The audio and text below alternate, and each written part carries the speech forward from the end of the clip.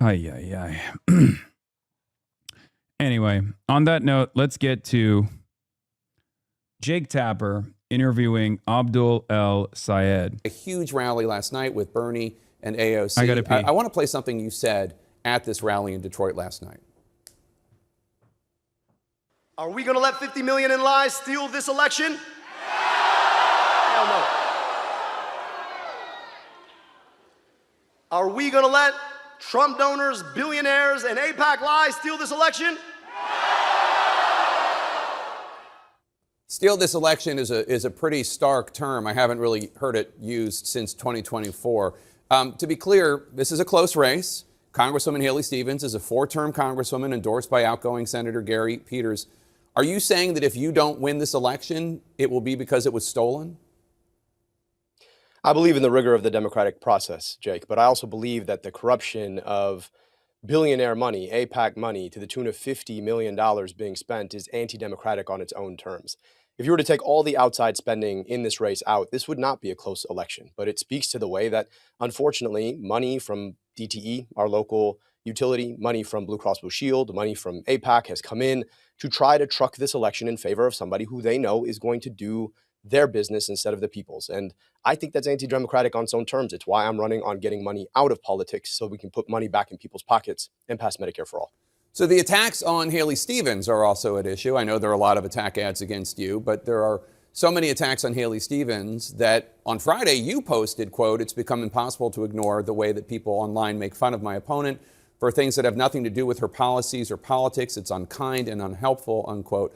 It's true that there are some really harsh comments about Haley Stevens that I've seen.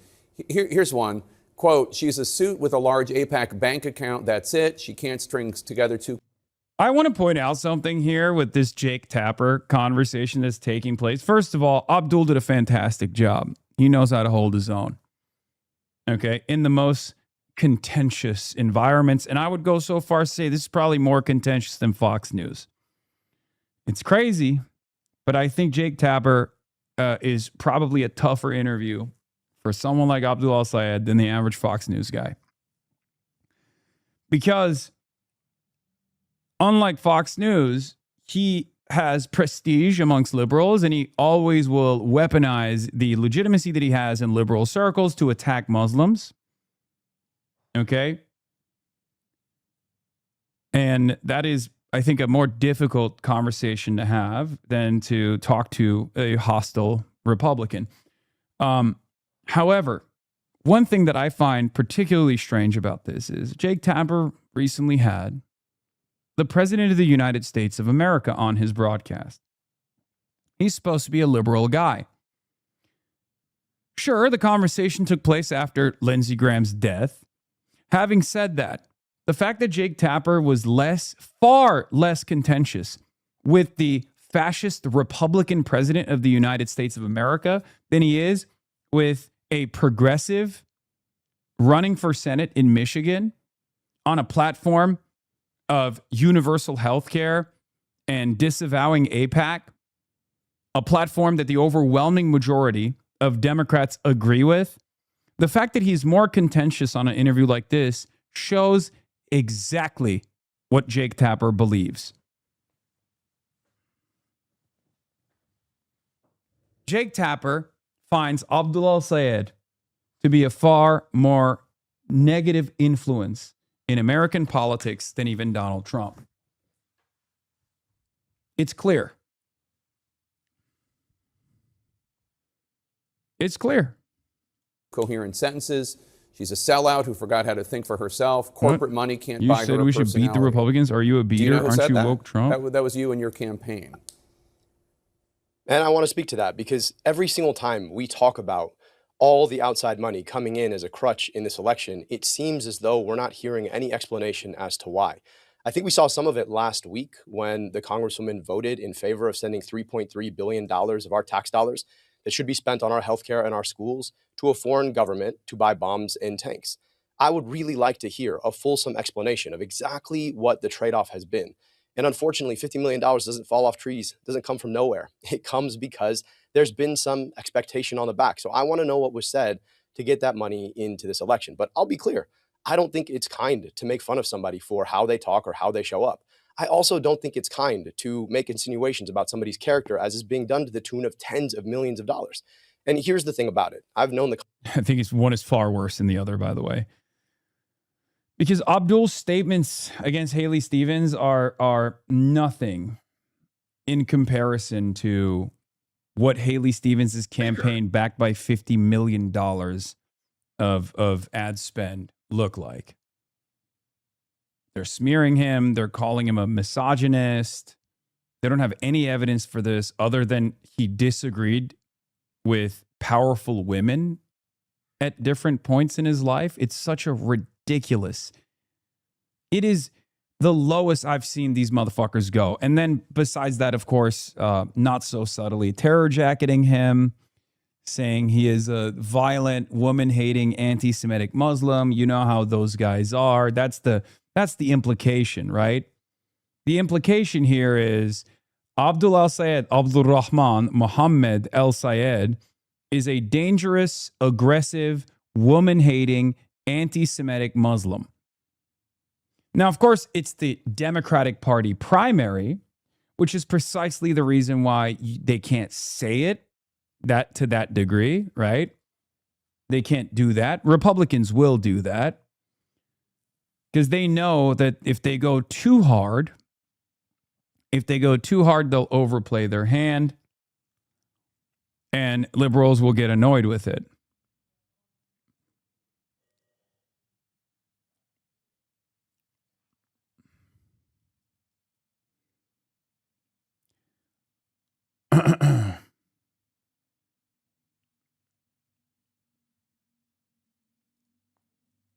So they're trying to tactically imply without outwardly saying it. Republicans will say it with their full chest, but it won't matter at that point because obviously all the liberals are going to be on the side of Abdul al-Sayed. Congresswoman for a very long time. In fact, she's met my daughters. My daughter, 8 years old. Apparently, the College Democrats of America was sponsored by J Street. I know. Yeah. And J Street came out and said, look, we have our disagreements with Hassan Piker, but we have no problem. We're honored to sponsor the College Democrats of America. Because guess what? While I have my disagreements with J Street, they're not insane, okay? They're not as insane as like the AIPAC-backed Democrats are. They can read the room. And now they're yelling at J Street over it. What they don't know is like I've been trying to even have a conversation with Jeremy Ben-Ami, the president of J Street.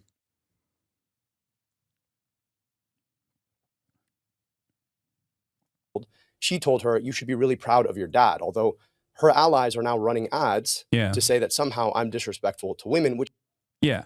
Breaking. Jewish Insider via Haley Cohen. College Dems conference co-sponsored by J Street is featuring Hassan Piker. J Street President Jeremy Ben-Ami said his organization is proud to sponsor the event. Failing to show up would be an abdication of our responsibility to make the case for our pro-Israel views, J Street said. Okay. Ultimately, J Street understands that there is a much wider diversity of opinion on the issue of Israel on the Democratic Party side, and if they want to continue to maintain a level of support for Israel amongst Democrats, they have to allow people like myself to be a part of this equation because I'm far closer to the average person's perspective than they are.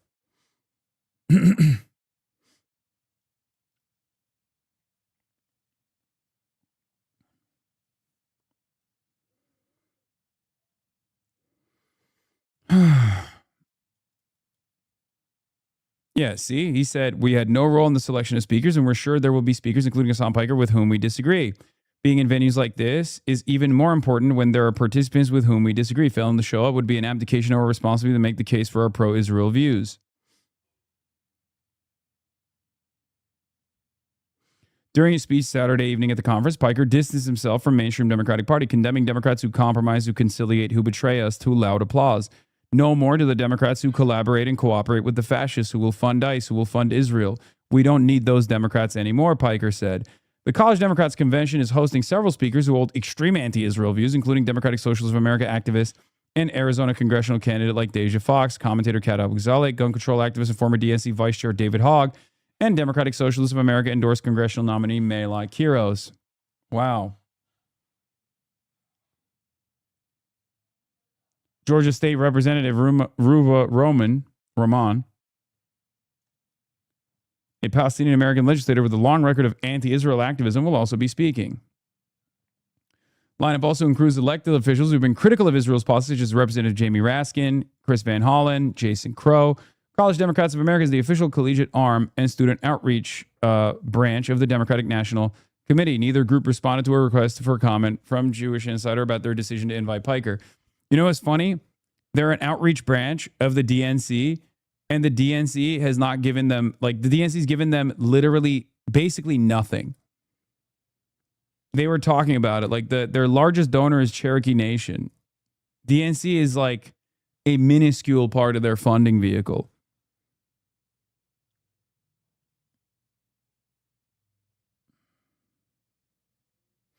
To be fair, the DNC is bankrupt, so that's probably why they don't have any money in the fucking bank.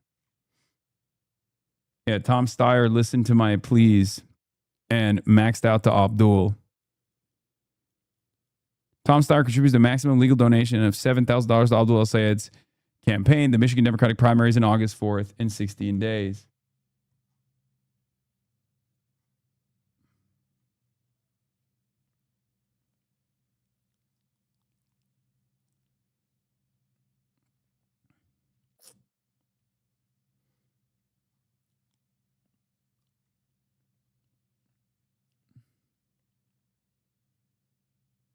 Speaking of CNN, they're hating on Bernie there. Yeah, I know. I saw.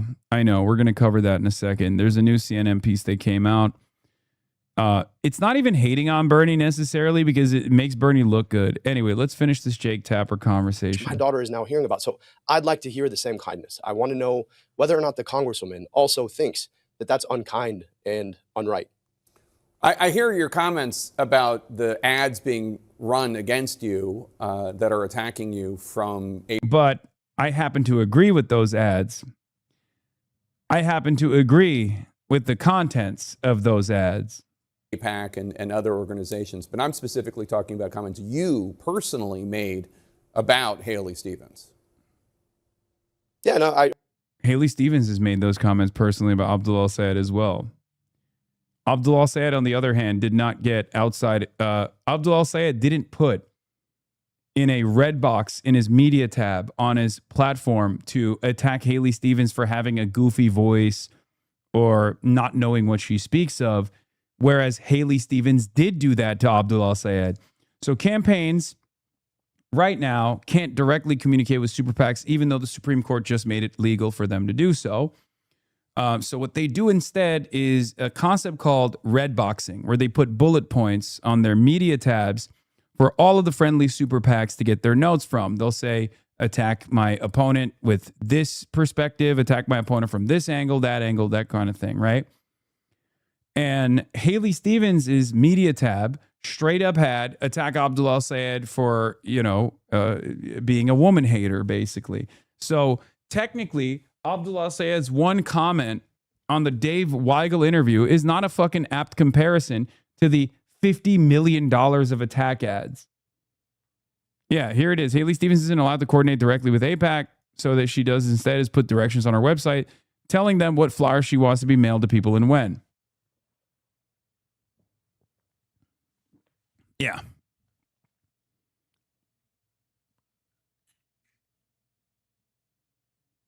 There's a Substack post here to interested parties memo.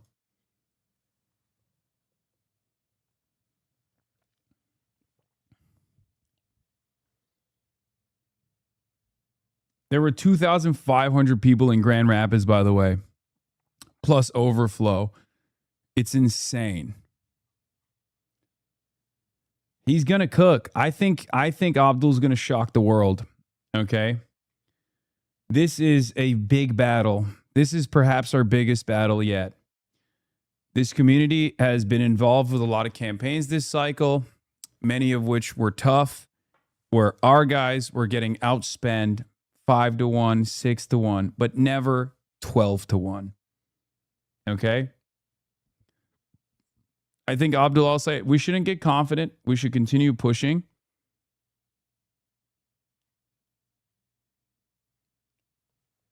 I think this is a tougher battle than Daria Lisa. Yes. Daria Lisa might have been the toughest battle that we partook in, but this is a tougher battle than that. Okay? $54 million. That's the amount of moneyed interest that we're fighting against. That's precisely the reason why the approach is only going to get harder, because mainstream media is also terrified, or at least the actors within mainstream outlets that are worried about an anti-Israel senator winning are going to do everything in their power to try and rat fuck this candidacy. This on top of the corporate entities that are dumping, again, $54 million. But as I always say, they have the money, but we have the people. Okay? And let's be real. The harder they focus on Michigan, the easier it gets for us in other races as well, because this is a national movement. This is a national movement. So every dollar that they spend on Abdul that we can posture defensively against is a dollar that they're not spending against Francesca Hong, is a dollar that they're not spending against Kai Newkirk. It's a dollar that they're not spending against Cori Bush, Hartzell Gray, Oliver Larkin, Elijah Manley. But it's clear to me that they are hyper-focused on this. So Abdul is, in some ways, our tank. He's drawing a lot of the aggro. So we have to offer sufficient defense. And then we can go on the offense on all these other races that are also tough battles on their own. This was a really solid piece of analysis from Dave Weigel that I'm going to get to after we cover when we get to the CNN piece. But let's finish this. I already told you, I think she's plenty smart, plenty capable. I just want to understand why it is that she's been willing to take $50 million from organizations that have their best interests and not Michiganders' best interests at heart. I've been up and down my state. I actually did the work of traveling 110 different cities, 475 public events. And where I go, people ask me, how come I can't afford my groceries? Why is my gas so expensive? How am I going to afford healthcare? And it's crazy to me that you want to run for U.S. Senate and you want to take money from the very same people who are raising prices on everybody. So I just think we need a fulsome explanation. I would like to hear it. I think the Congresswoman has had plenty of opportunities, and I think this is one of them now. Just to be clear, the money being spent on her behalf is not money going to her, but I understand the point you're making. It's interesting, though, because you talk about support for Israel. The New York City Mayor Zoran Mamdani just this weekend was asked by the New York Times if he thinks there's room in the party for Democrats who work with AIPAC. And Mayor Mamdani said, quote, if they are Democrats and they run as Democrats and they win as Democrats, then they should be part of the Democratic Party.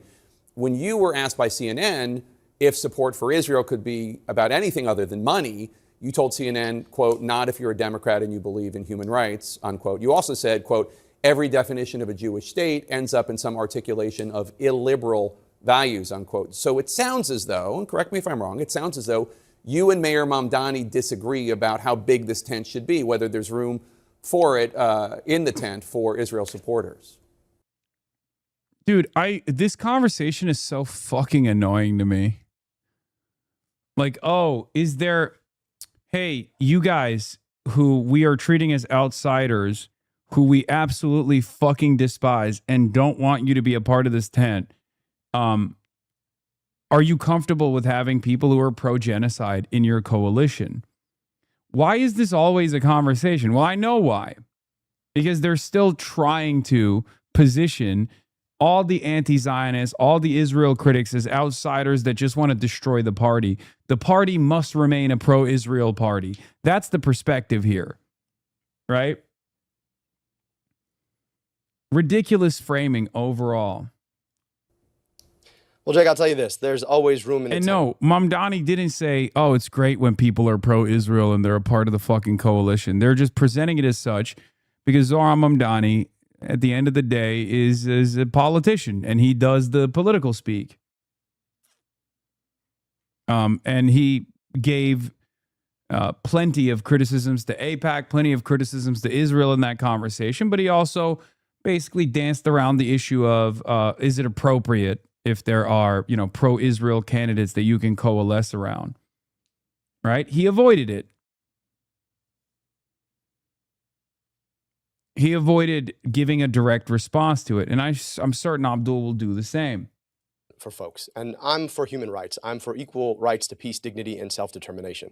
Whatever you think about the right of Israel to exist, I wonder if they have a right to our tax dollars. And here's the thing about it. Every time I come on CNN, you guys ask me the same questions about these theoretical rights of existence or whether or not I agree with the mayor of New York. I'm running for Senate in Michigan. And in Michigan, people can't afford their basic needs. They don't get the healthcare they need and deserve. They're worried about the quality of their kids' school. And the question seems less to be about the interests of Michiganders than the fact of something happening 6,000 miles away. I'm running for Michigan Senate, and I want our tax dollars spent in Michigan on our schools and on our healthcare. And the idea that somebody wants to vote to send that money away, to me, seems to be an anathema. So, with all due respect to the mayor of New York, I just think my tax dollars should be spent here. And I'd rather have a conversation about Michiganders than what's happening 6,000 miles away.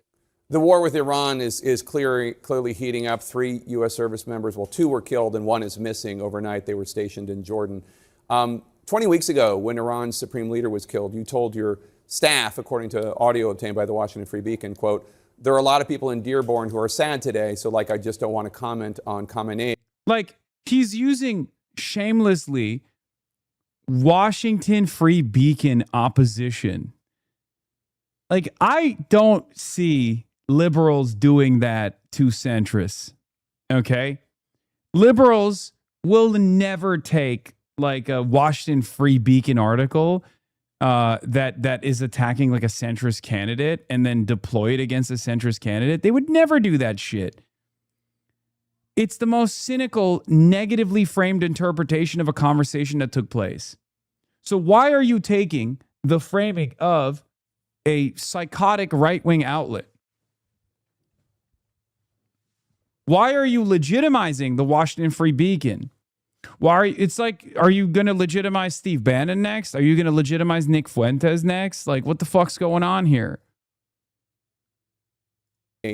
At all, unquote. I thought that quote was interesting because the Ayatollah... Because you're Muslim. I thought that quote was interesting, and I'm bringing it up because you're Muslim and you're anti-Israel, and I fucking hate you. And I wish I could tell you how I feel openly, but I can't because you're a very popular figure in the party right now. I'm going to try to fucking knock the wind out of your sails to the best of my ability with this conversation, but obviously I have to play this game. I have to play this game where I'm being polite towards you while simultaneously serving you as many Islamophobic attacks as possible. Ayatollah has killed tens of thousands of innocent Iranians, not to mention the proxies that Iran has funded that have killed innocent civilians all over the Middle East. Why were you worried about offending people who support the Ayatollah? Jake, on a day where we're mourning the loss of 2 more service members in a war we never should have fought, I think all of us ought to step back and ask whether or not everybody in Michigan, frankly, everybody in America, shouldn't be sad about the fact that this president, backed by the prime minister of a foreign government, took us to a war we had no business fighting in. So yeah, I didn't want to comment on it then because it's a ridiculous pretext. And now you're asking me about the Ayatollah, who's dead, by the way, and you're not asking me about the service members who've died. You're not asking me about whether or not this war should have ever been fought. You're not asking me about whether or not the costs that are being borne by Michiganders in the tax dollars we pay or the gas prices that are insane right now are worth it. And so, look, let's have a conversation based in Michigan. I'm running for Senate in Michigan. And I think here in Michigan, all of us are probably sad about the fact that we went to war that we never should have fought. I'd rather our money be spent here. I was specifically asking you about comments you didn't want to make because you didn't want to offend people in Dearborn, which is in Michigan. Let's turn to immigration policy. You've been very critical of Trump's immigration policy. In his new book,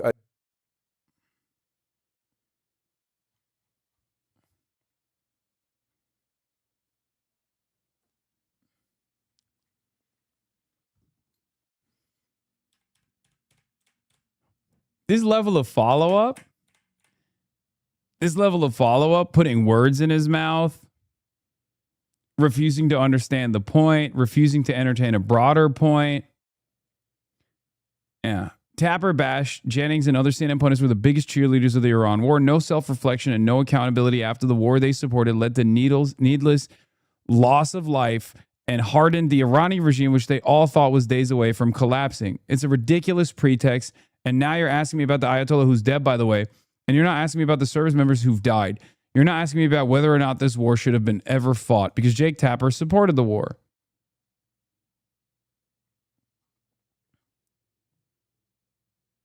He never said anything about fucking offending people? I know, he didn't. About comments you didn't want to make because you didn't want to offend people in Dearborn, which is in Michigan. Let's turn to immigration policy. You've been very critical of Trump's immigration policy. In his new book, Democratic former Senator Ken Salazar, who served as the U.S. ambassador to Mexico under President Biden, he says basically that the Biden administration was asleep on the wheel on immigration. He calls the Biden policies on political failure. I know you object to the Trump policy, and I know there are lots of reasons you do. Do you have any criticisms of the Biden immigration policy? I think we could have done much better. I believe in a safe and secure border, full stop. I also believe that we have to be smart about the fact that right now, ICE is being used to terrorize people on our streets. We talk about 2 more deaths in the last 2 weeks alone. At the edge of a force that should not exist, we can have immigration policy that is smart, that keeps our southern border safe, that enforces our immigration laws, but not in a way that tears apart the Constitution itself. So yes, I think we could have done a better job. I think it's important for us to be smart. Now, I just want to push back on one thing. You've got this administration. They're making a show out of ICE enforcement. And at the same time, they're making it fundamentally unlivable for people south of our southern border. How does that make sense at all? This whole point of the Trump administration is to weaponize immigration against the Constitution itself. And I think the more we're willing to talk about that, the further we go in actually getting to an immigration policy that makes sense in this country. I say that Abdul is running a campaign. AOC rallies with Michigan's Abdul al-Sayed. Fuck yeah.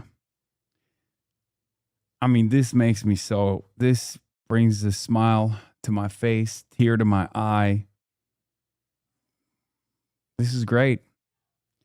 This is why it's important to build a motherfucking movement, folks. It's important to build a coalition.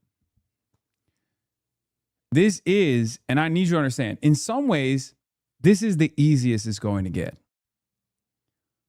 But also, in many respects, we will have more numbers later down the line. Okay? So no matter how hard it gets, we will have more soldiers to fight back against centrist forces, against the right-wing forces within the center of power in the Democratic Party. That's it. But make no mistake, today it's $54 million. Tomorrow it'll be 100. They're not going to stop. They're not going to stop. That much is clear to me. They're not going to stop until it's undeniable. And then I guess they'll move on to different tactics. But they'll always remain. There will always be this malign force in American politics that's constantly trying to pull voters, trying to pull politicians, trying to buy politicians to make sure that there is a reliable pro-Israel constituency in both of the parties. The politics of the future. It's not something that is just seen on a screen. It is felt here in person, in the streets, at people's doors, the way that people are actually building community around a positive and affirmative message of the future is the way Democrats should be running. And I genuinely believe it's going to be the way that we can win back the House and win back the Senate as well. And it is absolutely electric, and I'm so proud to stand with Dr. Abdul. We watched and learned from the best, right? That's how you built your movement that surprised the world in 2018. You knocked doors. You did the actual work. And that's the thing about it is that, like, you know, you can tell when something is built with love and care. And we tried to build this with love and care for the people of Michigan, by the people of Michigan, of the people of Michigan, and I'm grateful that it shows. There is no other test case of the money versus the many that is as big and profound as this one. They're pulling out all the stops. They're going to probably set a record for how much money is spent against one candidate.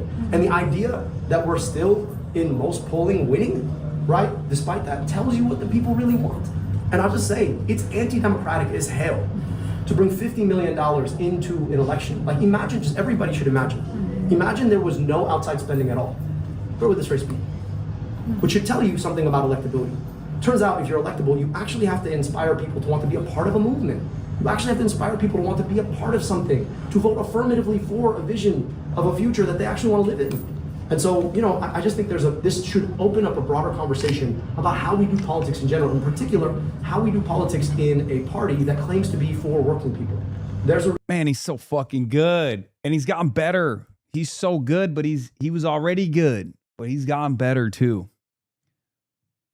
Oh my God. Reason the UAW Dr. Chef, dude. Dr. Chef. He's chefing it up. Reason the AFT endorsed us. There's a reason that the nurses endorsed us. There's a reason that AOC and Bernie are here. And that is because we want movements that put people first, front, center, and always deliver for them. I don't take money from those corporations, and they see me as an incredible threat to that system, and they should.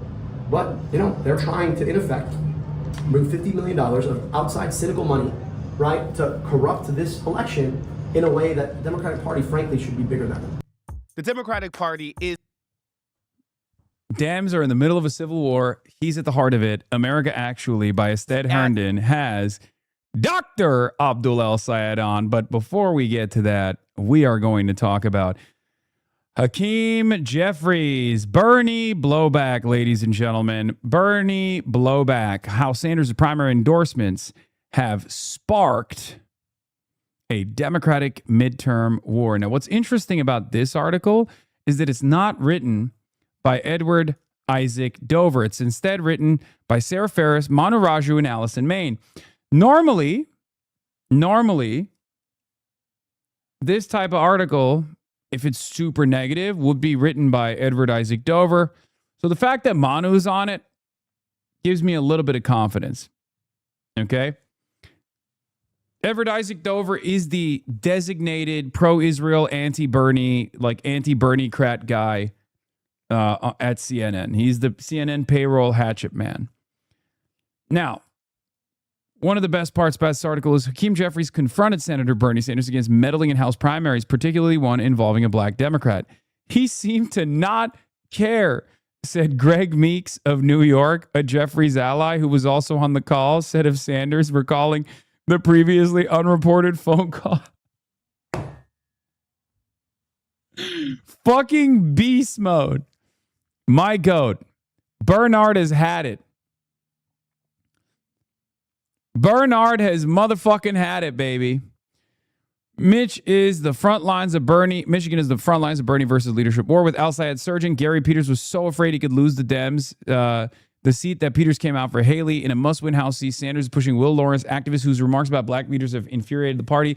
They're trying to do a package deal, right? They're trying to do Bernie bros are anti-black. Once again, they're trying to rehash the old meta. And I will admit, it has been very effective in the past, okay?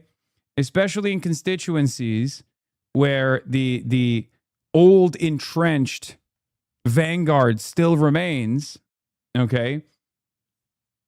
It's still a fairly reliable mechanism to thwart the left flank.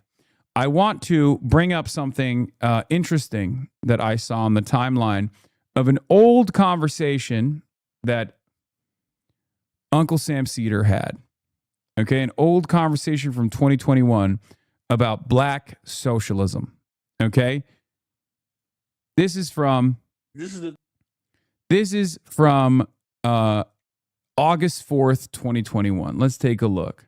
This is something about black politics that I think is important for particularly progressives, white or otherwise, who try to understand and ask questions like, why did black people vote for Joe Biden? I don't understand. The policies that Bernie has are so much better. Black politics is a politics of containment and capture. What does that mean? How does black politics works? When Joe Biden, when the South Carolina primaries are about to happen, Jim Clyburn has the phone number of every black church pastor in his Rolodex. Every black membership organization, fraternity, sorority, graduate chapter, and alumni chapter, which in those chapters are the teachers, the principals, and all of the administrative officials of your black high schools, okay? All of the historically black colleges and universities, which are going to be in South Carolina, a large number of students, which is going to literally have an ideological role in shaping the politics of thousands of students.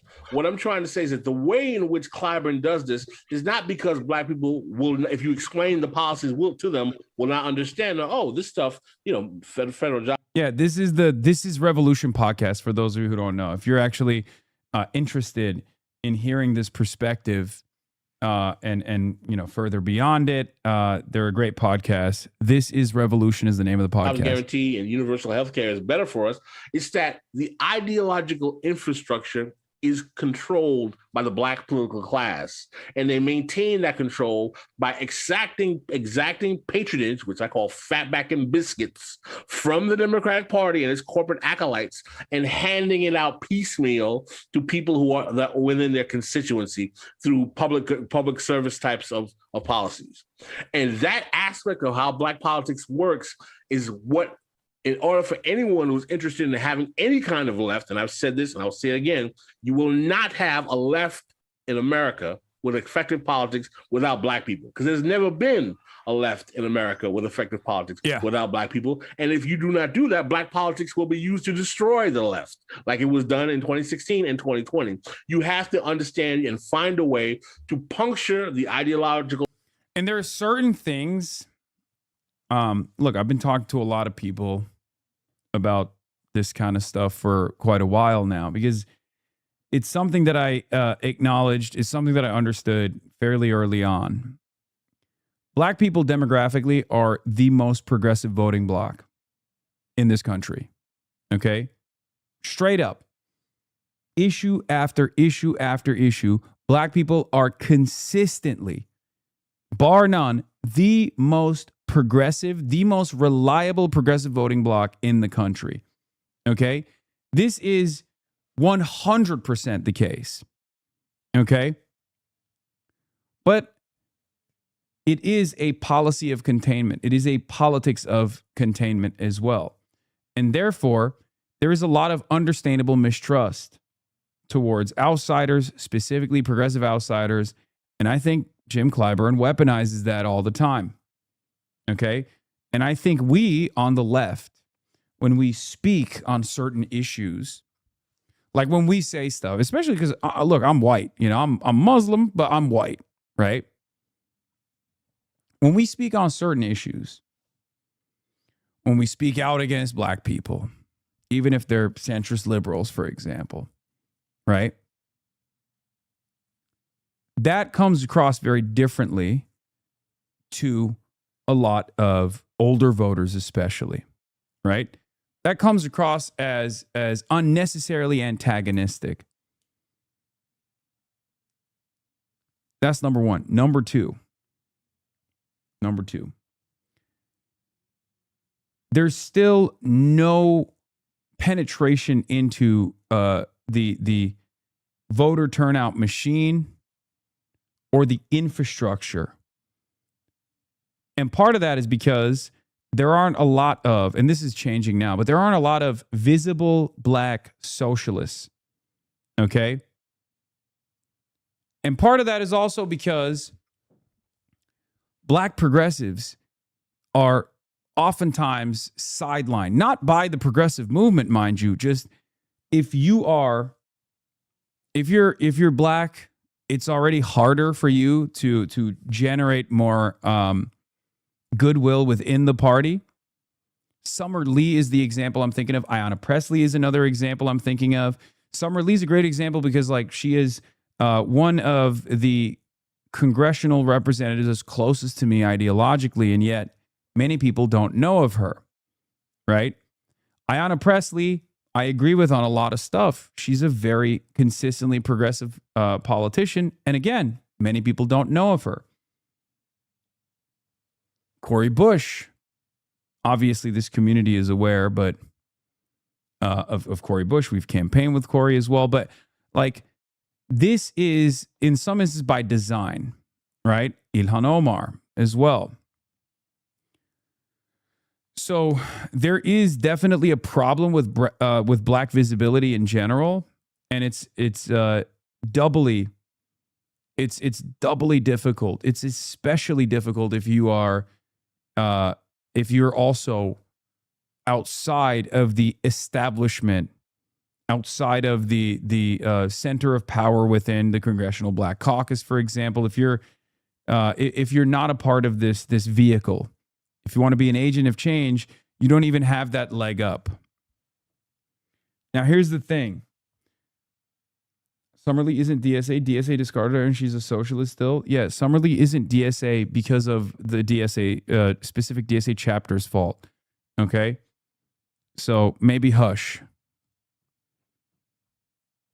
Anyway, we're not going to get into that.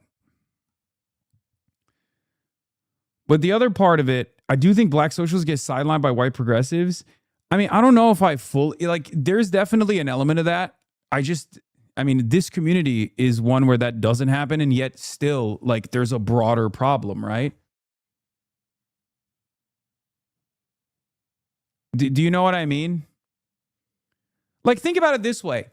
How many people have said that DSA is anti-black, DSA is taking away black power, brown power from the New York political machine? The DSA slate was all black and brown folk except for one guy.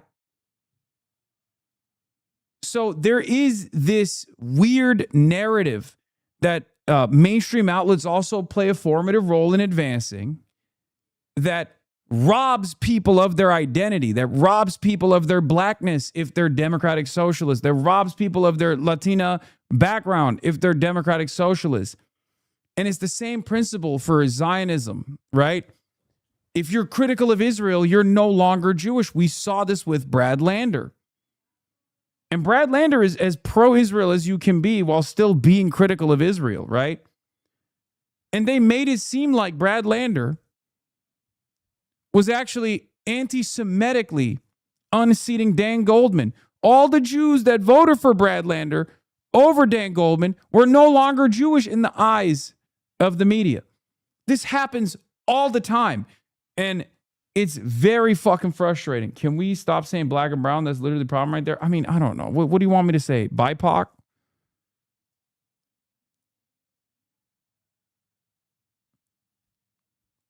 Yeah, the establishment weaponizing racial politics to defend corporate interests over the rights of all people, regardless of race, is so disgusting. 4 out of 6 people here are not white, and one of the white people is Jewish, a group that they also claim the left hate. Is so bad faith, a disgusting way that they try to turn people against each other with millions in dark money from corporations and special interest groups. Even when phenomenal left-wing candidates like Janice, Dari Liza, Milot Kuros can win black and non-white voters, they spread misinformation and slander. These progressive women of color is truly discussing the lengths that they'll go to create a false narrative that somehow the left is more anti-black and white supremacist than the same centrist MLK warned us about. But anyway, listen. The other thing I was going to say is there is a truth to the fact that we on the left have not leaned into our black comrades as much. This is something that has to change. Okay? That's number one. Because at the end of the day, I will never be able to have the impact in a black neighborhood that the Jam Boys will in their own neighborhood in Chicago. You know what I mean? I will never understand this experience. You know, I can only empathize, but I can never understand it fully. I will never be able to live this experience. So that's one. Same with Sean the Black, right? So we have a lot of work. We have a lot of work to build a network and boost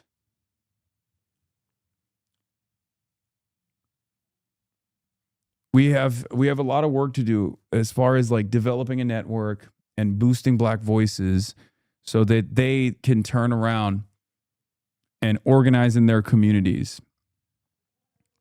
So we can bring them into this larger working class movement. And part of that also means like going to HBCUs, for example. Like we don't have a presence in these spaces at all. We don't have a presence in black churches. We don't have a presence in HBCUs. You know who does though? Establishment Democrats. And not just black establishment Democrats, just establishment Democrats in general. And another part of that problem that draws, at least according to, Sean's analysis on this issue, another problem here is also the dismissive ways in which those on the left talk about DEI, affirmative action, initiatives such as that. I have always talked about it being a Band-Aid solution, and yet still one that is necessary, and talked about the broader the broader complications when you attack these sorts of things and like successfully destroy them, what that means for black people getting a leg up. But there are definitely some people who will just say, no, fuck that. Like, we shouldn't focus on that. In order to organize in the white working class, we need to not focus on things like that. Now that comes across as too dismissive. And it's a conversation that black people have heard many times over. Right? When people hear that stuff, when people hear things like that, when black people hear things like that, they go, oh, I know what this is. You don't give a fuck about me. Okay? That's it. That's it. So we'll never get the unks and the aunties on our side if we do that.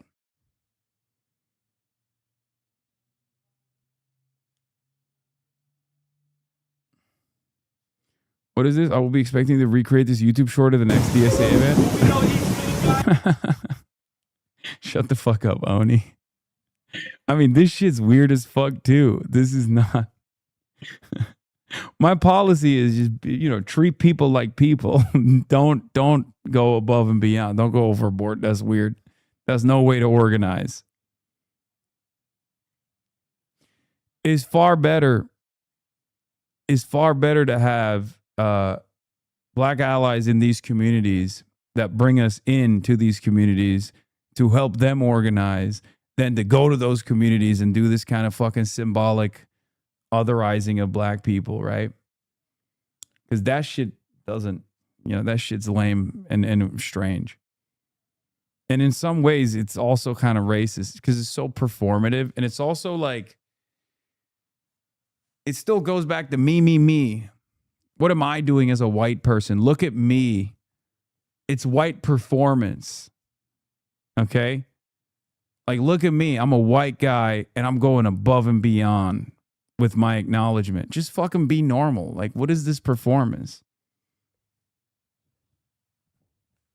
That's the way I read it, at least. That's why I hated the Nancy Pelosi kente cloth shtick,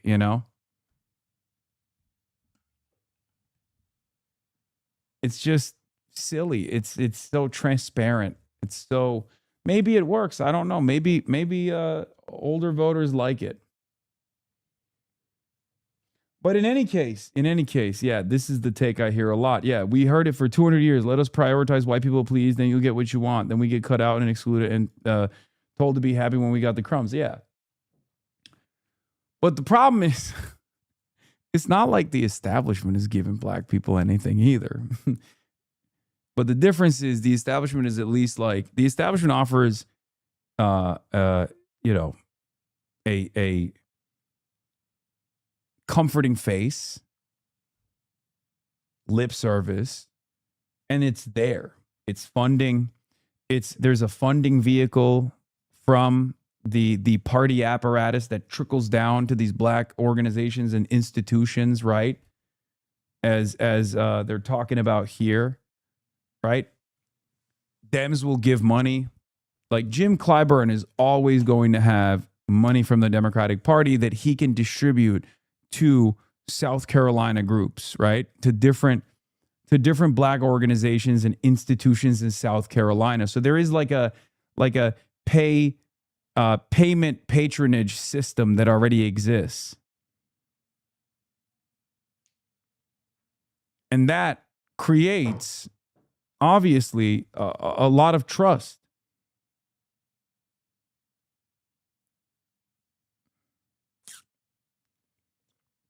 Superstructure that allows people like Clyburn to basically take large segments of black voters and dump them into the neoliberal corporate section of the Democratic Party.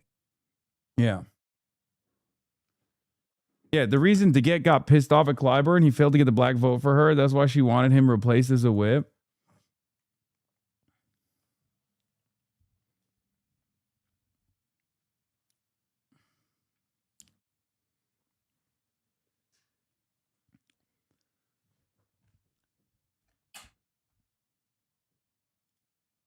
Yeah. Notice how these articles always emphasize black and Latino leaders, not ordinary non-white voters. The divide isn't between non-white voters and the DSA. It's between non-white voters and their out-of-touch leaders who are enraged by the success DSA is having with non-white voters. And it's also having with non-white leaders. Because look, there is a generational divide here. Okay. That's the real secret. Everyone under the age of 35, every non-white person in this country under the age of 35 knows this fundamental truth. You are not getting a crumb of power or a crumb of wealth from your older relatives. Okay? That's part of the reason why. I mean, look at DSA. Look at DSA. Although the media and black and Latino leaders and organizers are claiming that like they're being written off, they're getting unseated. By who? By who? By who? By white people? Did we replace Nydia Velázquez with a white person, with a white man? No. Claire is Latina and indigenous. Claire Valdez. Did we replace Adriana Espaillat with a white man? No. Daria Liza is Afro-Latina. She's Dominican. So that's why this shit is so cynical and so frustrating. The real factional battle that takes place within the entrenched power that is the Congressional Black Caucus and the Congressional Hispanic Caucus, like the real machine politics that is frustrated and worried and fearful, is fearful that they're losing their seniority-backed positions that they waited for decades. They shut the fuck up, they played ball, and they sat around for decades hoping to finally arrive at some power within the party system. And now you got a 32-year-old activist coming in and unseating you? Are you fucking kidding me? Of course they're pissed. But that's also important to recognize. There is this generational divide taking place.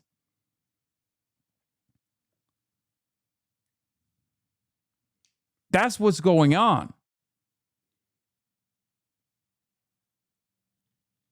That's really what the anger and the resentment is all about. You're skipping the line. You're skipping the line. You're not playing the seniority game. Wait around. You need to first become a staffer. Then you need to work on campaigns. Then you need to run for local office. And then you need to be groomed by the person who has been in that seat of power for 40 years to retire and hope to God that they hand select you as their replacement. That is how it works in the Democratic Party. That's how Maylot won. Instead of waiting maybe 2 more seasons for Diana DeGette to retire and hand select her replacement, Mela skipped the line. Where was the racial narrative then? Mela is a black woman, a young black woman. Was there any racialized narratives from mainstream outlets? Diana DeGette is being quite the racist. After all, look, she attacked Jim Clyburn back in the day. Is there a real through line here with her anti-black behavior? When will we address Diana DeGette's anti-blackness? No one ever made that article. Now, that would be a cynical and fucked up article to write regardless. But do you really put it past if the roles were reversed? If there was an incumbent black Democrat possibly on the verge of being unseated by a young white woman, you don't think that that would be the main narrative you hear from every fucking mainstream outlet? I mean, Haley Stevens is a white woman, and the media is treating it like she's a part of the Congressional Black Caucus. Haley Stevens is a white woman, and they're making it seem like Abdul is the white guy in this race trying to go after the black woman. Literally.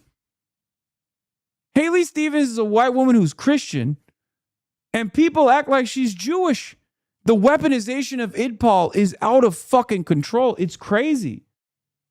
They're like, how dare you attack Haley Stevens? That's anti-Semitic. What the fuck do you mean that's anti-Semitic?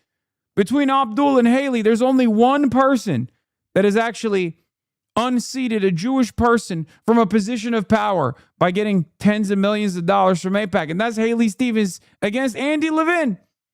That current congressional seat she occupies, AIPAC paid for her to do so because they didn't want an Israel critical Jew to be in that position of power. Okay? It's crazy.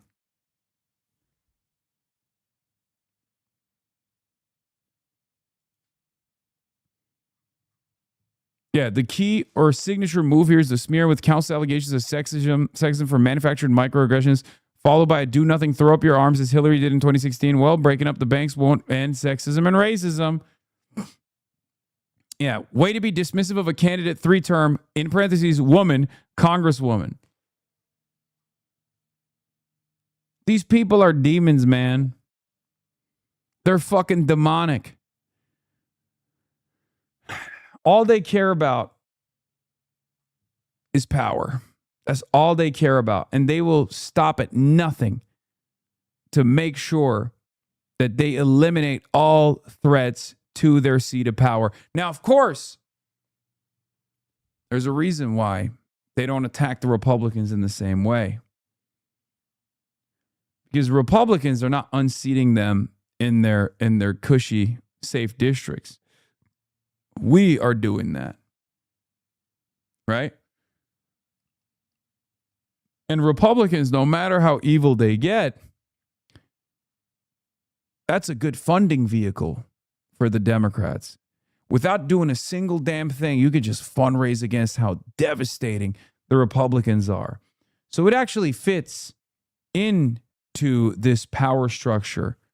It's perfectly fine if Republicans are fucking dog shit fascists. That allows them to not do anything and still collect campaign funds. That's why they're way, way tougher on their fucking left flank than they are against the Republicans, right? Sanders. Yeah, on Andy Levin and AIPAC. Look, AIPAC spending millions to back Haley Stevens in 2022 against Andy Levin was indeed a radicalizing moment for a lot of people in Michigan. In an interview with Dave Weigel at the time, AIPAC's president said they targeted Levin precisely because, as a synagogue president, Levin had strong standing to criticize Israel's actions and defend Tlaib and Omar against attacks. So Andy Levin had to be crushed. AIPAC never saw the hypocrisy in their targeting of someone specifically because they were Jewish, or if they did, it didn't stop them.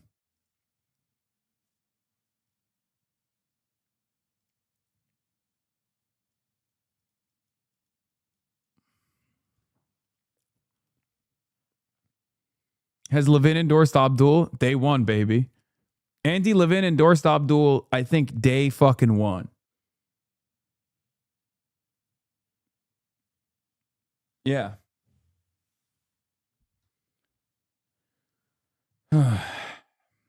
Anyway, is Senator Bernie Sanders hurting the Democrats' chances of winning control over Congress? Let's have a bunch of centrist neoliberals and maybe some right-wingers on a panel to discuss how, yes, it turns out the left flank that has all of the momentum, the left flank that has all of the capacity to fill up fucking crowded arenas, the left flank that has all the fucking small donors, that left flank that's breathing life back into the fucking party that doesn't deserve to have its reputation cleansed. That left flank we have to fight back against all damn day. Has backed over 90 candidates, and according to his team, 42 of them have won their races, including 10 out of 16 federal candidates. Here's a look at some of them on your screen. There's some controversial ones that have caused some significant blowback within the Democratic ranks, including a critical Michigan House race there. Congressman in the Michigan 7th Congressional District, a battleground district. That one is William Lawrence there. That's a big fight that's happening, will happen in that August 4th primary. Hakeem Jeffries had this phone call with Bernie Sanders and along with Gregory Meeks, a New York Democrat, on it. Meeks told us Sanders seemed not to care after they were raising concerns about meddling in the primaries. Yeah. I mean, that is Bernie Sanders. I mean, a lot of this, as I was looking at some of the rallies there from Bernie Sanders, you're reminded of 2016, this real force that Bernie Sanders was in his race against Hillary Clinton. And that is kind of the energy. A lot of these Democrats that we see running now sort of became Bernie Sanders Democrats during that race. And so you see this come to fruition here. In Michigan, one of, I think, the real worries is that Abdul El-Sayed is maybe not as a competitive a candidate against the Republican who did really well last go round. He used to be a fellow contributor here at CNN. Mike Rogers, very telegenic. I think he lost by something like 9,000 votes or something like that. And so there is real worry. But you know, this is about attitude, right? It's about passion. It's about media. To be fair, didn't you say that the left flank were unseating Democrats in fortress seats? It makes sense for them to start fighting back if they're losing numbers. That is just politics. Yeah. But a normal party structure would actually, well, the Democrats are not a normal party. But if it was a normal party, you would have the most fucking leftist candidates on the most leftist districts. You wouldn't have annoying right-wing centrists in the most left districts. Okay? A national party that is a normal, competent, real party would literally actively put the most visible, the most popular, the most far left people into the most far left seats. Okay? And then they would run more reasonable and more sensible moderates, I guess, in districts that make sense for that kind of attitude. But we don't fucking do that in the United States of America. Democrats get entrenched power from their fucking safe, their castles, their strongholds. Okay? Party establishment want to hold on to power. Why did Trump go after Massey and Marjorie Taylor Greene? Was he worried a Democrat would win the district? Of course not. It's the same thing for Clyburn endorsing Cuomo or Tandem freaking out about every lefty anywhere is job security.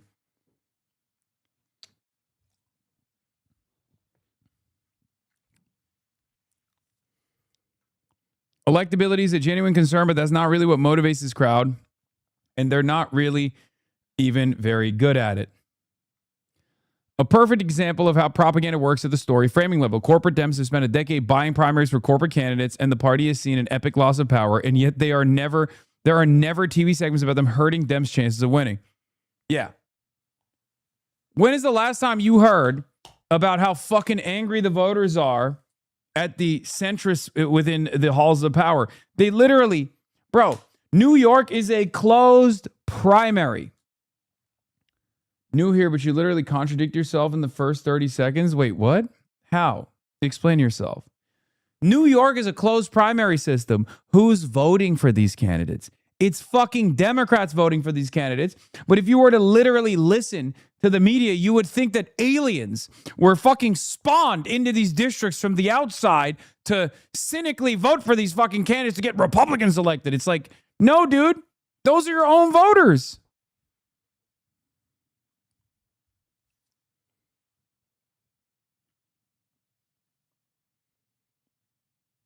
They treat those seats like fiefdoms, though. He said he's scared of losing his job. No. Then he went on a rant and said, yeah, it's about job security. Wait, what? I think you misunderstood what I was talking about. Yes, that's what it is.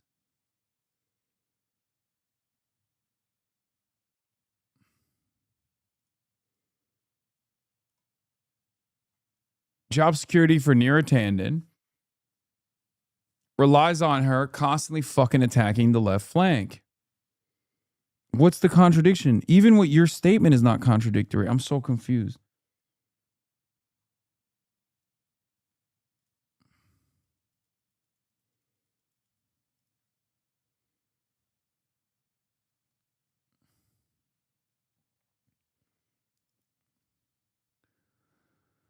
Yeah, the fourth most and fifth most popular active politicians in the U.S. are self-identified Democratic socialists. The idea that they are responsible for broad disdain for the Democratic Party is empirically false and objectively hilarious and desperate. Possibly. I thought you were started by saying it wasn't about job security. Then you ended up saying, yes, it's job security. No, it is job security. Of course it's job security for them. I always say it's about job security.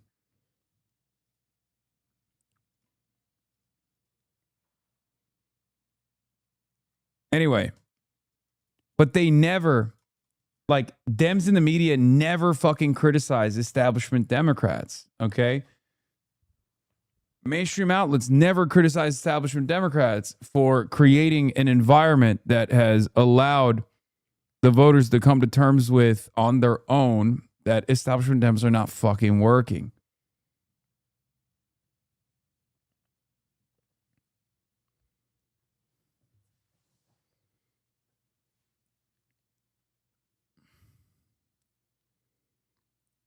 Anyway, let's continue with this fucking video. Training in some ways. I mean, if you think about somebody like Abdul El-Sayed, also a fellow CNN contributor at some point years Before he ago. ran for governor and lost in the gubernatorial primary. So there is a sort of energy and polish, I think, that some. He said the party won't lose the seat, but the centrists can lose their job. Yes. I want the centrists to lose their jobs.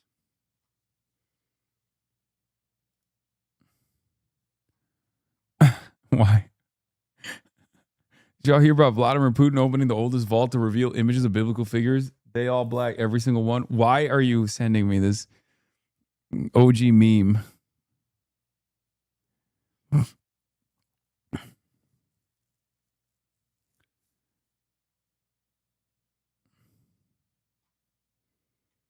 Of these candidates are bringing, that the more sort of centrist candidates aren't really bringing that, even though in this race it isn't even a generational divide in the way that we've seen some other races. It's more sort of an ideological and stylistic divide. Yeah, and electability argument really at the heart of it. And just look at how some of the blowback that he's getting and the responses that we got. We asked so many members about Bernie Sanders' role in all of this. Josh Gottheimer, a pro-Israel Democrat from New Jersey, said the DSA, which Bernie's a part of, is trying to hijack the Democratic Party, and people don't want that. Hillary Skolton, who's in Michigan supporting Haley Stevens, said the Graham Plattner situation should be a huge warning sign to a lot of voters about what that stamp of approval might mean. And Ro Khanna, who is a Bernie backer, said that Bernie is just as popular as, say, the Pope and Obama and Bernie. So those are three people who are perhaps the most popular when it comes to public figures. And I asked Bernie Sanders about this. Are you making things harder for the Democrats to win back power in November? But are you making it harder in some ways to win the majority? Say what happened in Maine. I think in fact the candidates we are supporting are candidates who are representing working people, and I think it's long time overdue for the Democratic Party to stop worrying about their wealthy campaign funders and start worrying about the needs of working people. Was it a mistake in Maine? Was it a mistake in Maine? I don't think people have really made the forceful case outside of his identity, to be honest with you. And I don't accept that. I don't accept being Muslim or?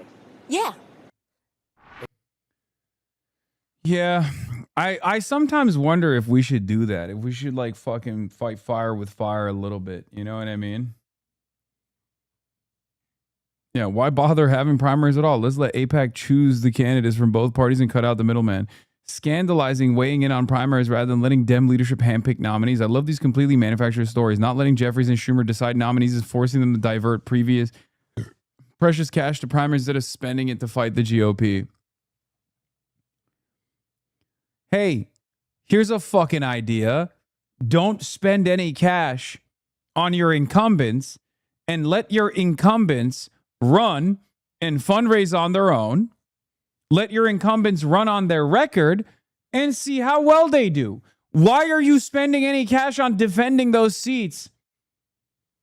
If you got a fucking reliable incumbent, you don't need to fucking fundraise for them. You don't need to divert resources to your dusty ass, old ass, calcified ass, mummified ass fucking incumbents.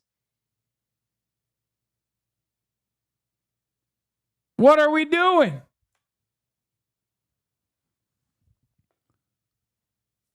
It's crazy. Oh my God. Here's another 874-year-old that we have to dump at least a couple mil in the direction of because now they're getting unseated by a 30-year-old. You know what I mean?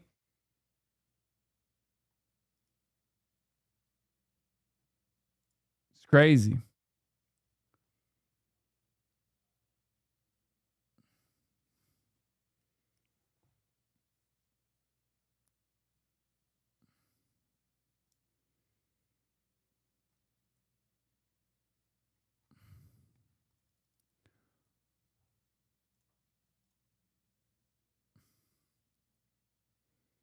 She's referring there, of course, to Abdul al-Sayed about why she thinks that people have not made the case against him. But Bernie Sanders is totally unapologetic about his role in all of this. He definitely is. And having covered and watched his political activity for some time, he and his people will make the argument, he kind of made it there too, that when it comes to the electability argument, he would argue that they are backing candidates who are electable because they speak to this really anger among the working class and this anger among voters about the fact that the system is not working for them. And obviously, Bernie would bristle at any comparisons to Donald Trump. But the fact is that they do both kind of speak to this really angry electorate that believes that the current system is not working for them. But of course, if you look at the general election and if you look at kind of the Chuck Schumer, Hakeem Jeffries, that wing of the party, they would say, look at the candidates that have gotten us trouble, particularly Graham Plattner in Maine. And these are races where we cannot afford to have any sort of problematic candidates. I would also point out that Graham Plattner is not Abdul al-Sayed. I mean, obviously, Graham Plattner had a litany of personal problems. He is no longer a candidate. The main issue with al-Sayed right now is a lot of his policy positions, and that is obviously a debate, a substantive debate that the Democratic Party can have. But for Chuck Schumer and the broader Democratic Party, every seat matters so much in the race to regain Senate control. And for Michigan, they say this is not a good bet for us. We're going to stick with Haley Stevens because she is the better bet in the general election.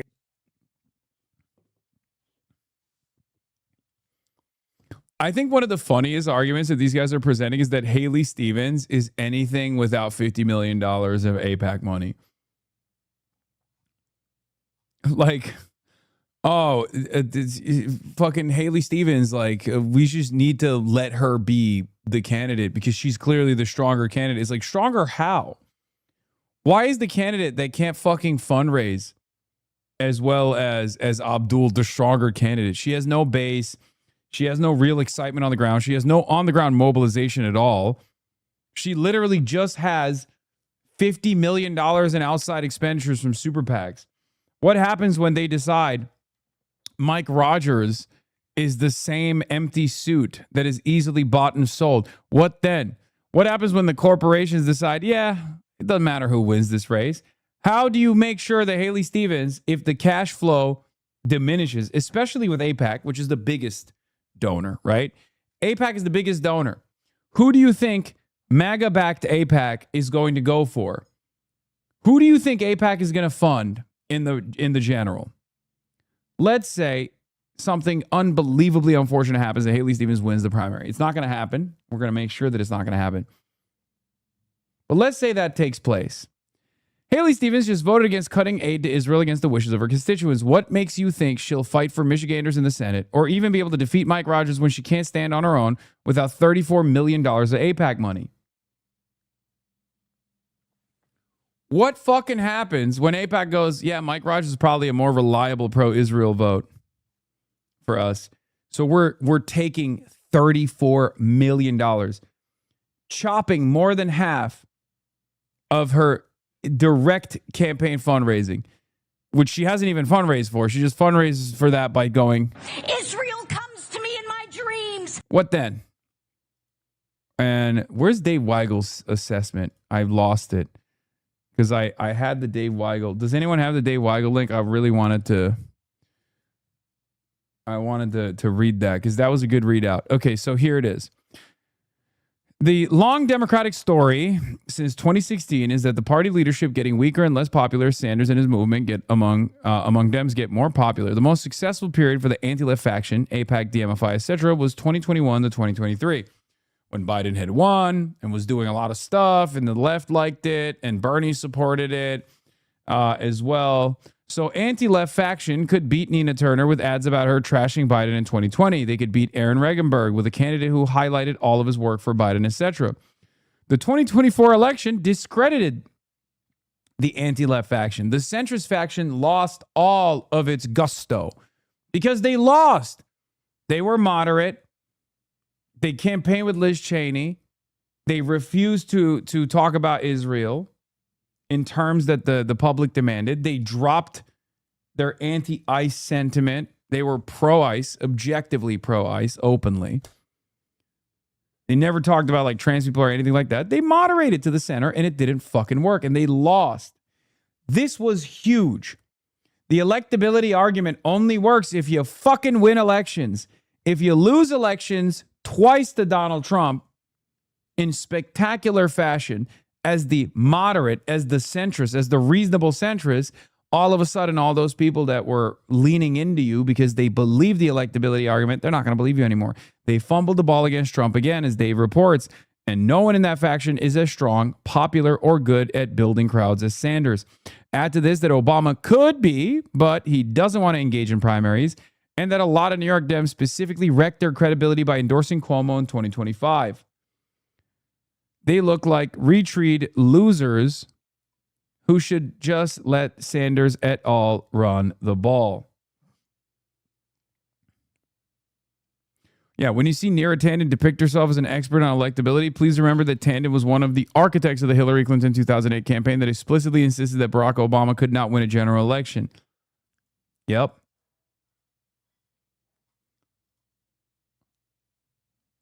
What's especially interesting about Michigan Senate is that Stevens is actually trying to run on the establishment Dem record. Auto rescue, Obamacare. Hey, it wasn't just a decade of not delivering for the working class. And the rebuttal is, look, where the money's come from her to say that, not she's, oh yeah. And the rebuttal is, look at where the money's coming from for her to say that, not that she's wrong and Obama sucked. Yeah.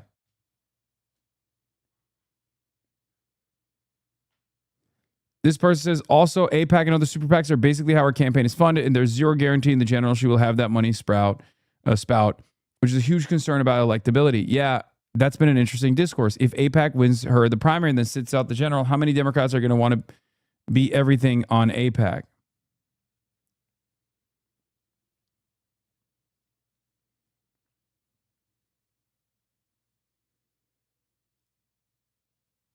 Here. Think there should be conditions on the aid the United States sends to Jerusalem and Tel Aviv? Absolutely not. I'm not for Israel comes to me in my dreams. Conditions, particularly in this circumstance. That's what detractors of Israel are pushing for.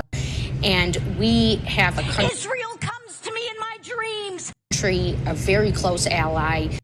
Israel comes to me in my dreams. Of the United States, the only democracy in the Middle East. Israel comes to me in my dreams. That has been attacked, that's in the middle of a war, that is reckoning with their own civilians being taken hostage and put into terrible, terrible situations. Israel comes to me in my dreams. We've of Iran knocking on the door, chomping at the bits here to see this destruction.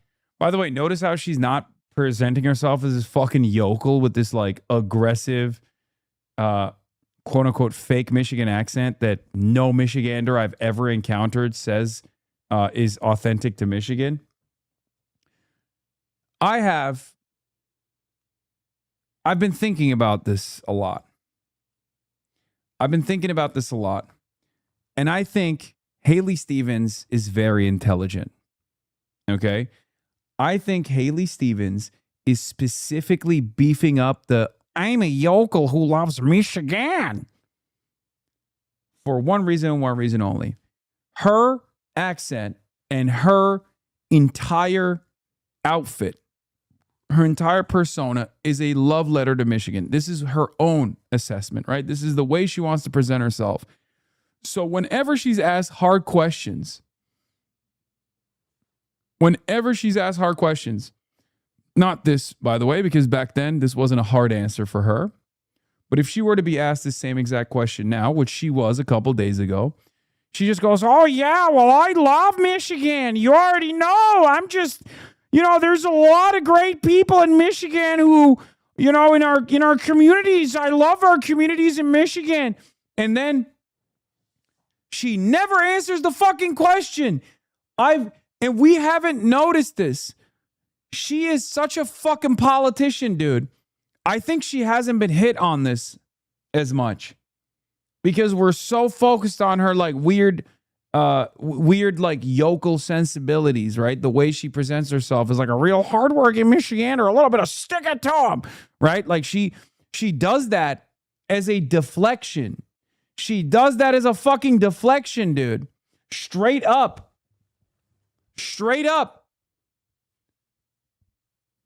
She talks like she's a Youper, but she's from Rochester. I do not get it. Yeah, she's doing it on purpose. I think she's doing it on purpose where they're like, oh, everyone's clowning on her because she says, Maddie Maroon.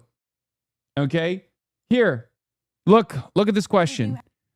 This, and then the other question about aid to Israel. Mil Hayes actually cooked her ass. Okay? Mil Hayes had two very good questions for her, and both of these questions were not fucking answered, and I don't think people are paying close attention. We're dropping the ball a little bit. I think more people, Mills Hayes, sorry. I think more people should pay attention to what Haley Stevens doesn't say, not how she says it.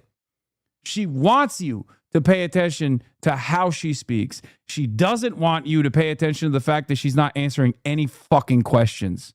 Okay? Listen to this. Representative Haley Stevens responds to concerns over continued U.S. aid to Israel. In contrast, her position with Democratic primary opponent Dr. Abdul Sayed, who has called for ending military aid to Israel. Those people who are concerned about continued U.S. aid to Israel, what would you want them to know? Well, I'm very proud that my constituent just recognized my support for Jewish Americans who feel very... Boom, immediate deflection. Oh, well, it's... well, Jewish Americans really like my position on this issue. What's your position on this issue? Didn't answer. Didn't answer what her position is. Didn't answer the question. What do you have to say to your constituents that are not supportive of your position on Israel, but actually have a very negative attitude about your position on Israel, considering that the overwhelming majority of your constituents want you to stop aid to Israel, which you voted against. You voted against the Massey Amendment this past week against the interest of your constituents who are overwhelmingly demanding you cut aid to Israel. What do you have to say to that? That's the question. And immediately she goes back to, oh, well, Jewish Americans feel some type of way. It's like, no, that's not true. That's not true either. Jewish Americans also want to cut aid to Israel. That's a fucking lie.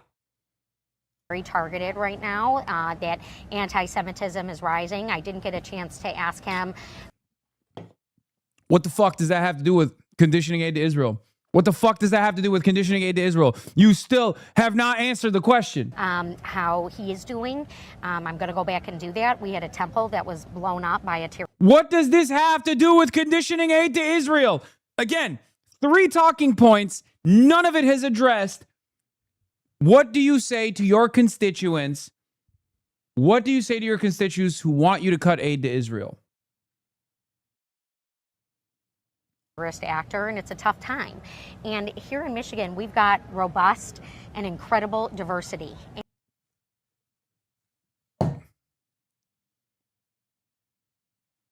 And my heart has gone out, and I've spoken out for the people of Lebanon, innocent people.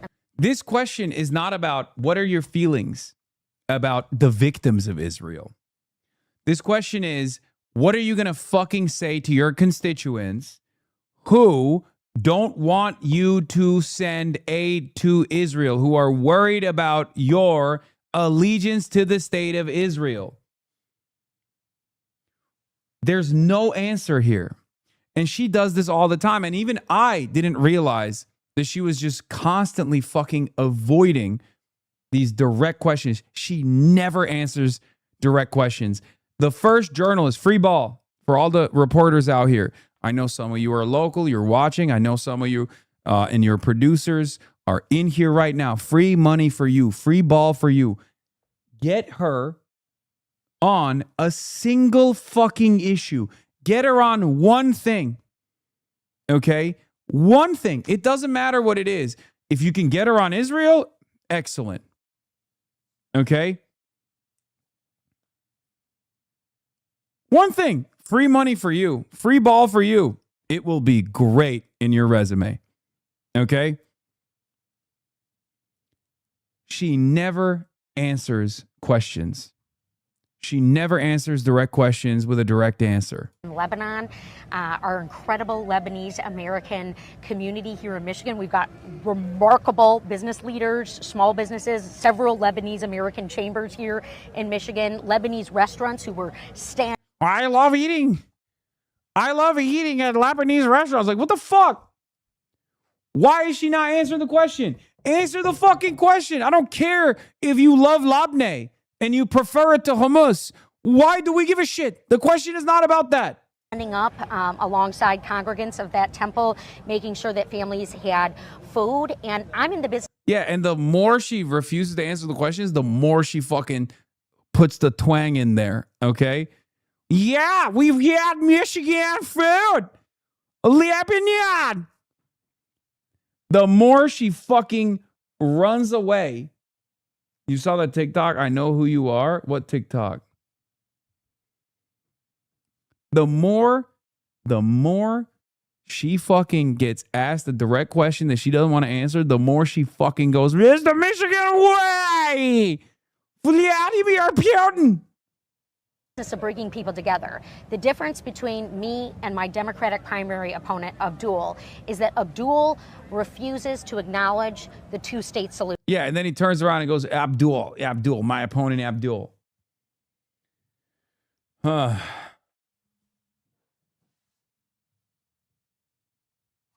Yeah, she is. Brother, it just hit me. She's the Wisconsin woman, Boris Johnson. Yeah, she's doing the same technique that Boris Johnson expertly rode to victory. Boris Johnson went to the best schools in London. But he expertly presented himself. Admit you saw the TikTok? What is the what TikTok? What fucking TikTok?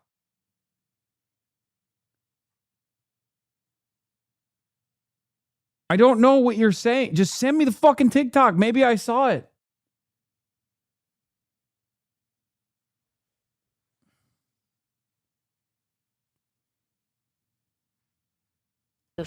Not only do I want safety in Lebanon and dignity for the people of Lebanon, I want that for Palestine. I want that for Gaza. I do not believe a one-state solution gets us anywhere closer to long-term peace. It is very clear that Mr. Net. Are you saying Haley Stevens is akin to Boris Johnson? I think Haley Stevens is a lot smarter than she lets on. And this is an expert strategy for her to be like, I'm just a dumb yokel. Wow, look at me. Like, she literally uses this as a way, to never answer the question. And then people don't even fucking realize that she just danced around the subject. If she was like Pete Buttigieg, if she spoke like Pete Buttigieg, people will go, oh, I know what you're doing. You're fucking phony. Okay? This is a style. Okay? This is something that a lot of politicians deploy. Kennedy in Louisiana does this. Boris Johnson in England did this. George Bush II did this as well. I don't know. I'm kind of dumb. I don't know. Whatever. Like, this is a classic technique. Pete Buttigieg, on the other hand, cannot do it, right? Because his academic pedigree renders him unable to present himself like a fucking yokel. J.D. Vance is the same thing. He tries to do it and he fails to do it. J.D. Vance can't present himself like that because he's too Yale coded. Okay? So when J.D. Vance gets in there and goes, yuck, you know me, oh, my wife, sure. When he does that, when J.D. Vance does that, everybody goes, bitch, shut the fuck up. You went to Yale. You sound like you went to Yale. Stop doing this shit. Okay? Haley Stevens, on the other hand, is a very good politician. And I don't mean that that's a good thing for us, and that's not a good thing for Michiganders. Okay? She is capable of dancing around these issues, but people, when people watch her speak, okay? When people watch her speak, when people hear her talk, they're too focused on the accent, and it develops. It's a speech pattern that she deploys, in my opinion, to create this facade that she's just like the average person.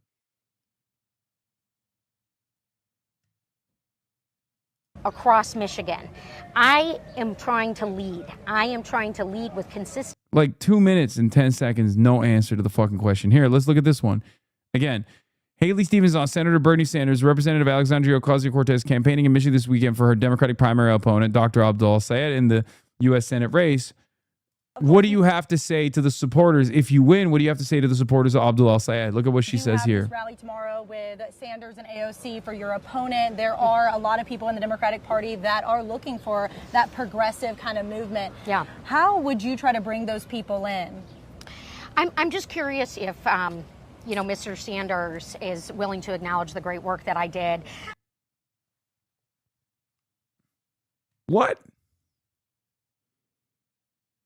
How are you going to bring the progressives into your movement?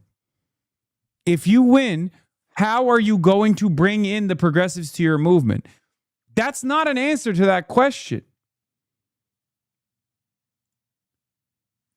This is a real concern. This is precisely how Hillary lost Michigan. This is precisely how Kamala lost Michigan, right? By avoiding the progressive flank in Michigan, right? This is how Joe Biden won Michigan, by leaning in to the progressive forces. So it's a real concern. There have been numerous instances where Michigan is now, there have been numerous failures in the last decade that Michigan is now seen as a purple state when it's not supposed to be. It's part of the fucking blue safe haven, right? It's supposed to be a part of the blue wall. It's no longer a part of the blue wall because of this exact problem. So the question that was asked is very specific. What do you say? How are you going to bring in the progressives into your movement if you win?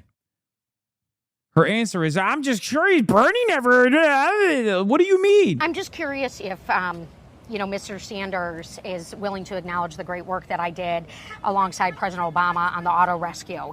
He had just himself gotten into the United States Senate, and I don't remember him being around for the auto rescue, but I certainly remember our sleeves being rolled up to save the. That's not the question. That's your pitch. That's your campaign pitch. That's you attacking Bernie Sanders. The question is, how are you going to win over their fans if you win the fucking primary? Biden won Michigan? Yeah, I said Biden won Michigan by leaning into the progressives. Listen to my words. Hillary lost the progressive wing and lost Michigan. Kamala Harris never actually made an attempt to win over the progressives and lost Michigan. Joe Biden, on the other hand, what did Joe Biden do? Joe Biden ran a fairly progressive campaign. Pay attention to what I'm saying. Joe Biden ran a progressive campaign. He hugged Bernie. He hugged and kissed Bernie Sanders. So much so that Bernie fucking, rode for Joe Biden endlessly.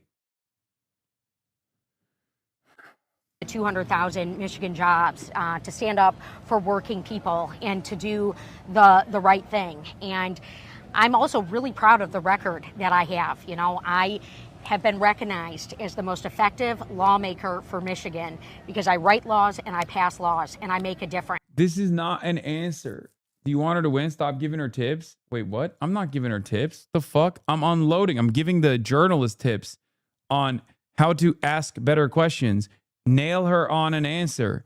Ask her to actually give a clear-cut answer. Treat her like you would Abdul.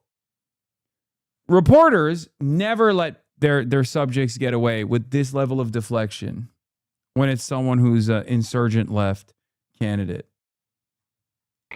You know, I'm not in the complaining class of pointing fingers. I'm in the class of winning tough elections, of making sure someone like Mike Rogers in the state of Michigan here, this is a toss-up race. It is not a guarantee. And this is why it's frankly been so important that, you know, we go through a rigorous Democratic nominating process. We haven't seen Mike Rogers campaigning, but we have heard him saying that he wants to go to the U.S. Senate to rubber. Yeah, there's nothing. No answer. Of course, we do have this rally tomorrow with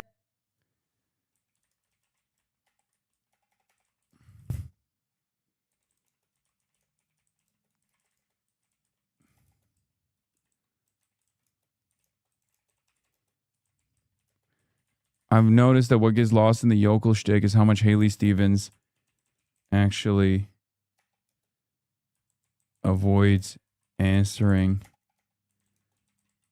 direct questions, whether it be Israel or even about winning over the progressives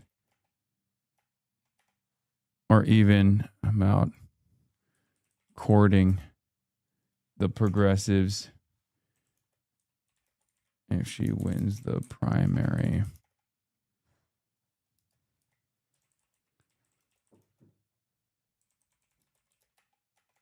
Yeah, something that Kamala and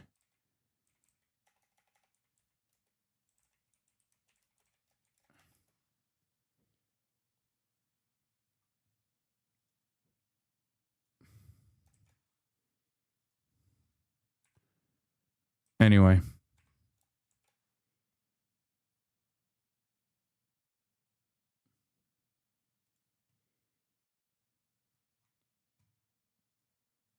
What the fuck? It bricked my... She's Sarah Palin maxing?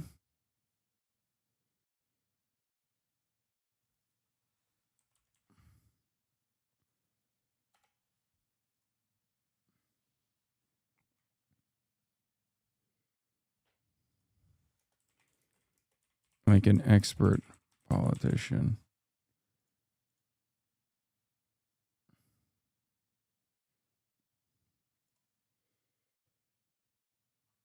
Centrists should know that Mike Rogers thinks Haley and Abdul are the same anyway. No, that's not a good talking point. That's actually a bad talking point. You don't want to fucking even bring up any similarities, whether it be from the opposition or anything at all. And it's not even true. Mike Rogers doesn't think Abdul and Haley are the same. Mike Rogers knows that Haley is easier to beat. Mike Rogers knows he has most likely no real shot at defeating any Democrat. But if it's between Abdul and Haley Stevens, I think there are some Republicans who do sincerely think that Abdul is like too radical because they're dumb fucking boomers and they don't know how to read the room in the same way that our dumb fucking boomers and the establishment Democrats don't know how to read the room. However, I would go so far as to say the smart ones, the smart money is that they actually do know that Haley Stevens is a easier candidate to defeat.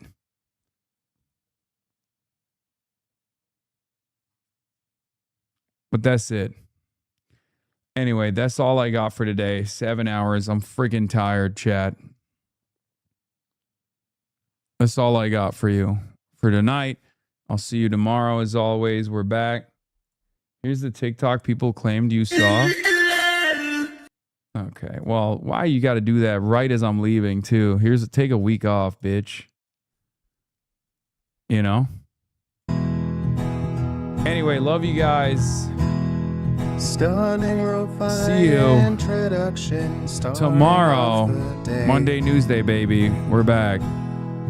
All the chatter's trickling in. Hostile people hate. Sunny in Los Angeles, California, says Hassan. Stun luck to the stun luck to the topics just begun. 'Cause there he is again. Hassan is streaming. Hassan is streaming. There it is again. Hassan is streaming. Hassan is streaming. Reviewing a Chinese train, telling Kyle place. Sun and Asmin chatter loves, giving Greening's grace. Zoran winning NYC, woke two back with the force. The Rogan of the left, to me a dumb himbo still of course. The Charlie Kirk assassination, the Fear and Online show. 8 full fucking years of this, and plenty more to go.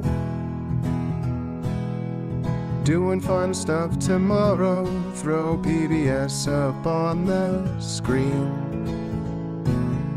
A man-made horror reaction brought to you by this life's dream. 'Cause there he is again, Hassan is streaming. Hassan is streaming. There he is again. Hassan is streaming. Hassan is streaming. Kicked out of the DNC, IRL with March the Goat. Combating the propaganda that shoved down people's throats. CBS Israeli news, a coup, a regime falls. A full-blown fascist takeover, and still the duty calls. Total radicalization coming out to see. The system will always fail, it's up to you and me. On these daily streets, whether short or whether long, have helped millions of people keep it moving right along. 'Cause there he is again, Hassan is streaming. Hassan is streaming. There he is again, Hassan is streaming. Hassan is streaming. But hey, what can you say? That's PBS for you. But he'll play games real soon. Just you wait. Say, hey, what can you say? That's PBS for you. But he'll move on real soon. Just you wait. Ba-da-da, ba-da-da, ba-da-da-da-da-da. Hey, what can you say? That's PBS for you. Well, he'll pull your lungs real soon. Just you wait, sha-da-da, sha-da-da, sha-da-da-da-da-da-da. Hey, what can you say? That's PBS for you. But he'll do your advice real soon. Just you wait. But hey, what can you say? That's PBS for you. Brought on by viewers like you. Just you wait. Just you wait.